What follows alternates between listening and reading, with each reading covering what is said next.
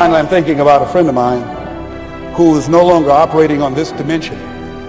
His name was Jack Boland. He had this vision of a church that would serve various types of needs for people, their supportive needs, and helping them in recovery from drugs and alcohol and whatever addictions that they might be involved in. And he was known for bringing in different kinds of speakers. Over a year ago, he was diagnosed as having cancer, and he announced to his congregation that he's going to be taking chemotherapy and that it was a possibility that the cancer would go in remission, and he was optimistic about that.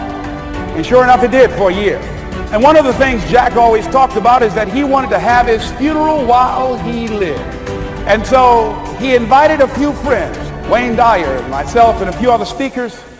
He didn't tell us why we were there, but once we gathered there, the church, they told us in the room that Jack is going to announce to the congregation, he's bringing his doctor up. The doctor is going to say that we felt we could keep it in remission. It's out of remission, and he doesn't have much time left.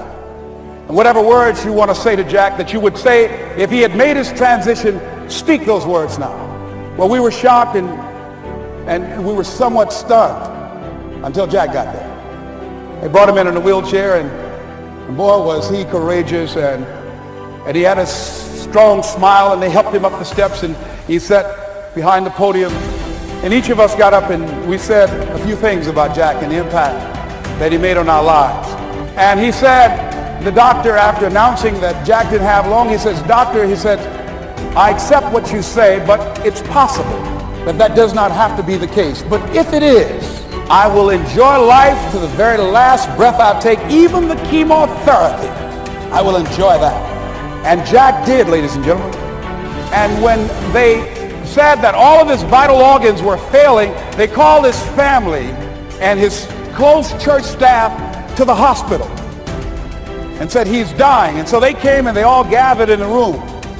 And Jack at that time was unconscious. And he gained consciousness, and he looked at them and he said, with what strength he had, he said, "I want to thank you all for being here.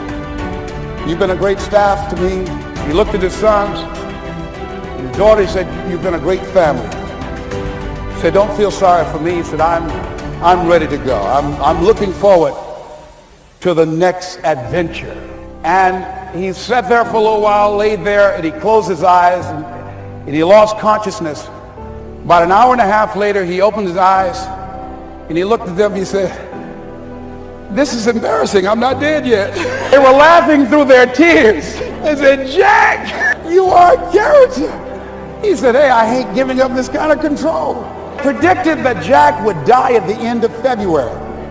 And then on the 2nd, they said, he won't see the light of day. He will be dead by morning. Ladies and gentlemen, Jack died on March 4th. And we believe that even in his dying, Jack sent his congregation a message that I want to give to you with his permission. March 4th is the day he died, and we believe Jack was saying, March 4th. I say, as you look into the future, while other people are giving up, feeling like victims, feeling powerless, becoming negative, turning on each other rather than to each other, feeling that they can't make it, be ye not conformed to this world, but be ye transformed by the renewing of your mind with the mindset of that it's possible that we can save this generation. It's possible that we can create new industries, a new economy. It's possible that I can find a new profession, a new job. It's possible I can create a new life. And it's necessary that I become actively involved in becoming a positive force in my life and on the planet. And it's me, yes, it's you, it's all of us pulling together, working together to create this brand new future. And it's going to be hard. Easy is not an option. But if it's hard, we will do it hard. Whatever is required to snatch victory from the jaws of defeat. And it's worth it, yes. It's worth whatever we have to do. And once we know that, it is done. It is done. It is done. It is done. I say to you, whatever your dreams are, whatever you want to do, in the spirit of Jack, march forward.